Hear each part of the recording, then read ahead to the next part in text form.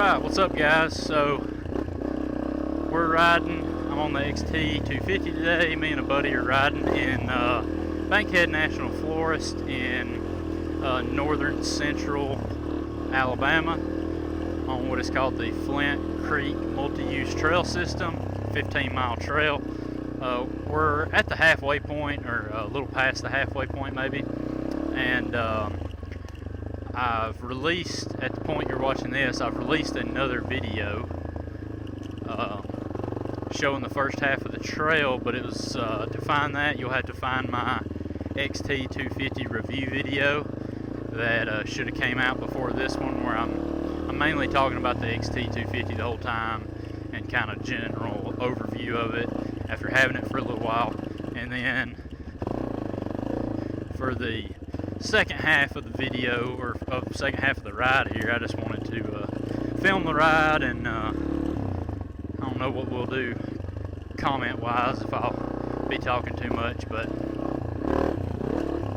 comment on the ride, not anything other specific like the bike. There he is. That section back there was a little sketchy, but great trail system to come ride if you're ever in the area. It is $3. Definitely don't skimp out on paying the $3. You're on federal land, and the fine, I imagine, is probably pretty hefty. Probably plus impounding your bike or quad, four-wheeler, side-by-side, whatever you're on. You don't see many side-by-sides because it's a 50-inch wide use trail.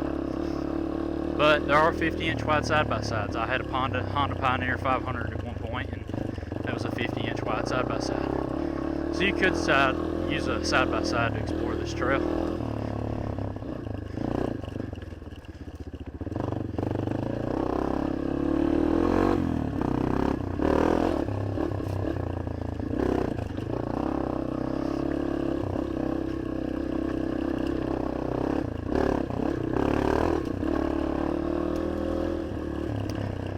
Really loose rocks mixed with some sand.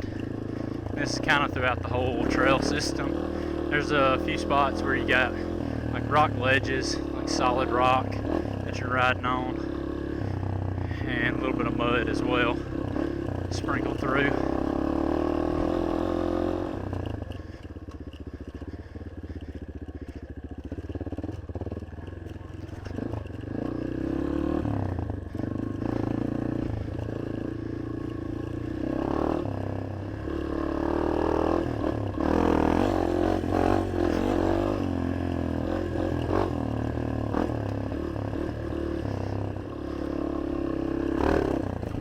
Jump clean over that rock.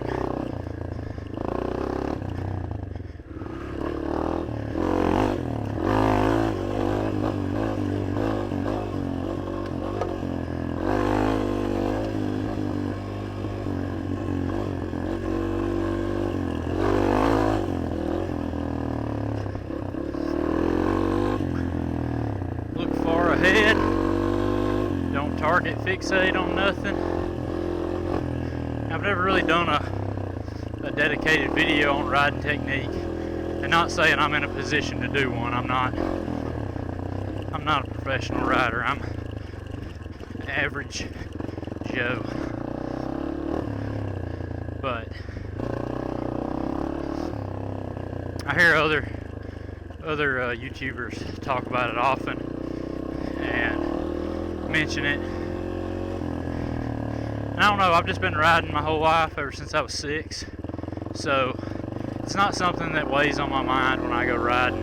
You know, the fundamentals for me are locked in. They don't cross my mind. They don't even cross my mind if I wreck or mess something up. It's not like I think about like, oh man, I target fixated, or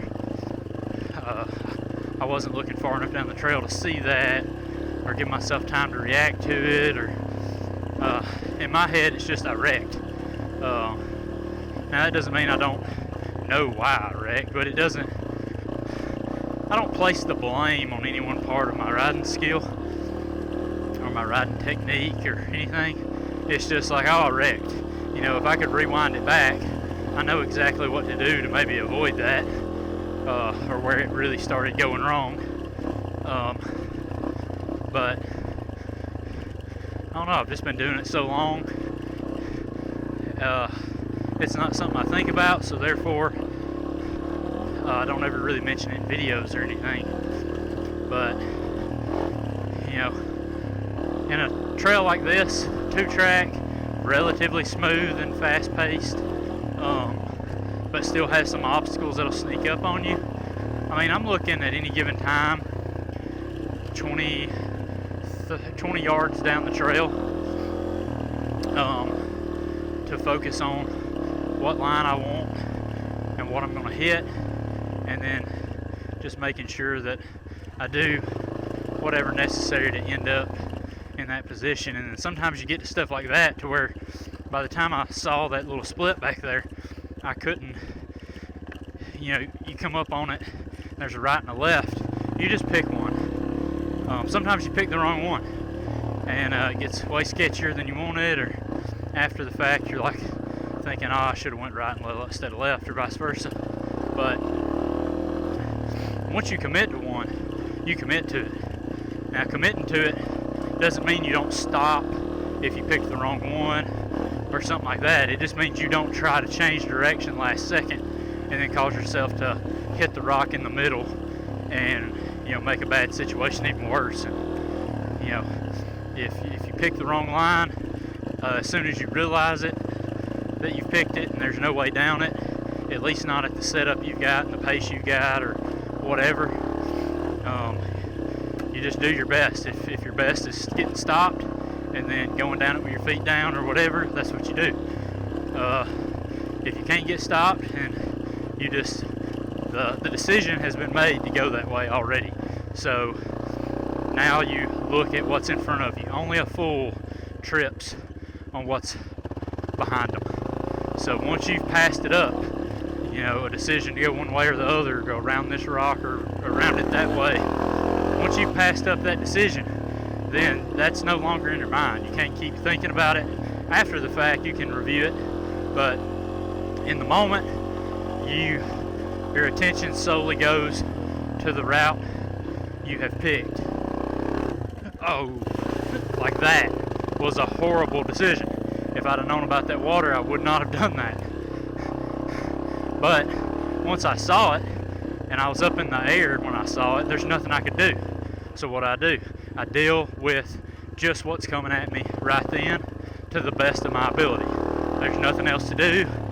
There's no panic and grab all the brakes and try to stop. You just deal with it as it comes at you. Once it's behind you, it's behind you. And I see a lot of riders in videos, like some big YouTubers, you know, Dork in the Road. Love watching his content. You know, he's an average Joe rider. He's not a professional rider. It's not like watching Pole on a T7 or a motocross rider who's doing some adventure bike riding and post a video. You know, it's not Adam Riemann. It's just an average Joe, and when he makes those mistakes, I mean, I can't speak for the guy, but I feel like in watching his content, I feel like it comes across as though he even realizes that he'll dwell on that mistake too long and let it affect the decision he makes next, when you can't do that. You know, it's easy in theory. It might be hard to get used to doing it and looking down the trail a certain distance and processing what's coming in a way to where you can get through it, whatever your goal is. If you're just beginning, you just want to get through it safely, or if you're a little faster rider and you're trying to get through it as quickly as possible, or something. Once the decision's behind you, you don't dwell on that decision. You got to focus on what's coming. And I've just been doing it so long that, again, I'm not I ran out second as far as I could. I'm not a professional rider. I wouldn't say I'm even a fast rider off-road. But I've been doing it since I was 6. and I learned at 6 on dirt, dirt bikes. So riding off-road is not something that makes me nervous in and of itself. It's not something that I lose sleep over the night before going to do a big ride. But to beginner riders, newer riders, even riders that's been doing it a few years, I can't say how long it took me to get to the point I am now. I wouldn't say it's been 20 years, from the time I started riding till now, because I would say ever since I hit maybe 14, 15 years old, I haven't gotten any better as a rider. Individual things, I maybe have gotten to where I can ride a wheelie longer than I could at 14, or I can do a stoppie, and I don't think I was doing that at 14. If I'm on a dedicated dirt bike, individual skills that are really niche like that, I maybe have gotten better with over more time. But if you would have put 14-year-old me on a XR200, and I say that just because I'm on an XT250, but if you would have put 14-year-old me on a bike similar to this that I grew up on, my dad had an XR200, and then you put me on one right now, I would not be any faster right now. I'd probably be slower because of my conditioning. I was in way better shape back then. I was a multi-sport athlete at that age. I could run 5 miles without stopping, without needing water, probably further than that, but I know I could do 5 miles because I'd done it multiple times, running for sports. I was racing dirt bikes occasionally, and I was trail riding all the time. So I'm no better of a rider at 33 than I was at 13 or 14. I'm maybe a little smarter, like I don't do some dumb stuff. Neighbor of mine had a 80-foot freestyle ramp. I don't think I'd hit that today, but at 14 we hit it all the time.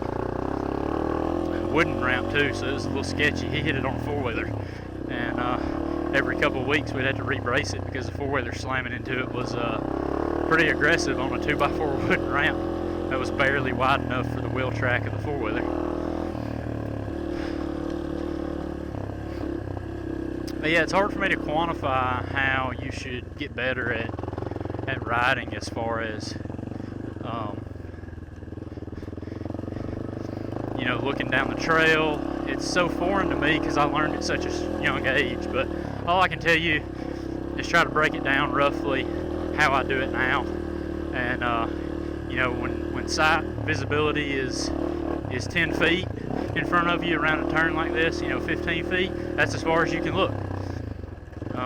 When the trail opens up, depending on the trail condition, might change how far I look ahead. If the trail condition is smooth for 30 yards out, then great, I might glance further ahead. I don't really need to, probably, but there's no harm in it because I've already assessed the 30 yards to come, and I know that there's no real decisions to be made. Right or left, slow down, speed up, jump over that. Like right here, I would say 30 yards ahead, 25 yards ahead is as far as I look. There's no need to look any further than that, and that might be pushing how far you need to look. It's just, that's the sight line I'm on.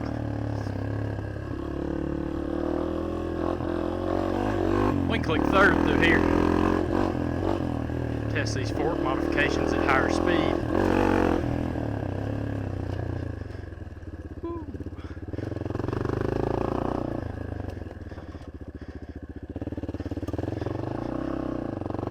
My rear tire's only got about 30% tread, so them mud holes slow me down and do a lot of spinning in them.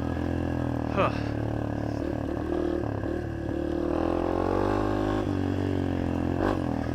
Elbows out a little bit, hands not parallel with the bars, but instead of your hand being on the grip, your hand needs to be on the grip, canted in, both hands, just a little, nothing outrageous. make you uncomfortable, just a hair, can it in, loose grip, plenty strong enough to hold onto the bike, but you don't want a death grip on it. 30 yards ahead. Killed it. Killed it! But yeah, don't ride over your head. Don't try to keep up with riders around you who are faster than you. I do not do that. If I ride with somebody faster than me and it's uncomfortable for me to try to keep up with their pace, I do not keep up with their pace. I'll see them at the next stop. That right there. By the time I saw that coming, you just deal with it how you can deal with it. See the side that looks like it's shallower or easier to get across, do whatever maneuver it takes to get over there, locked up the rear brakes, slid the tire, pointed the bike in the right direction, and then once I had my speed where I wanted it, get off the clutch, go. I was in the wrong gear. I was in third, and I didn't even bother to downshift. Just go.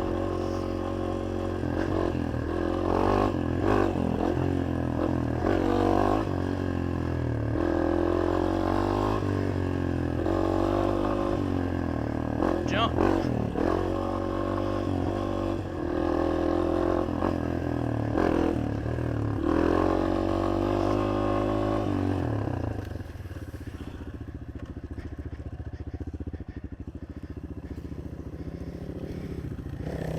Oh, we're about at the end of the trail now anyway.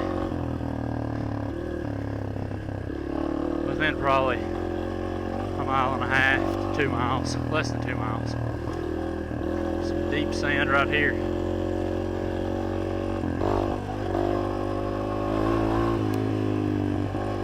You know, if I was being nitpicky, maybe going +1 on the front sprocket would make the XT a little better for these open, flowy 2-tracks.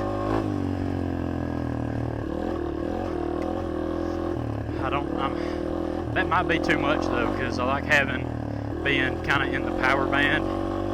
Because I mean, we're running along at 27 miles an hour. I just glanced down there, so that's only like half throttle in second. So that's probably plenty fast enough for this particular trail anyway. Maybe down a tooth on the rear. Well, I actually have a Kenda Trackmaster tire sitting in my garage right now waiting to go on this bike, and it has a taller aspect ratio, so it's a slightly larger diameter tire, so it might make all the difference that I'm wanting, because I'm really nitpicking here. Talking about a small change in gear ratio and top speed.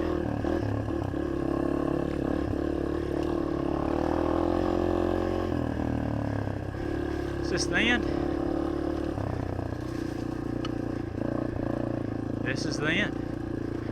Alright guys, I hope you liked that video. I found something to talk about. Not that I'm subject matter expert on riding skill and technique and all that, but I like to think I can speak to it a little bit with the experience I have. So anyway, if you enjoyed the video, like, share, subscribe. That's my best attempt at ripping an XT without dying from having a heart attack, lack of oxygen. So anyway, like, share, subscribe. It means a lot, helps the channel. We'll catch you on the next one.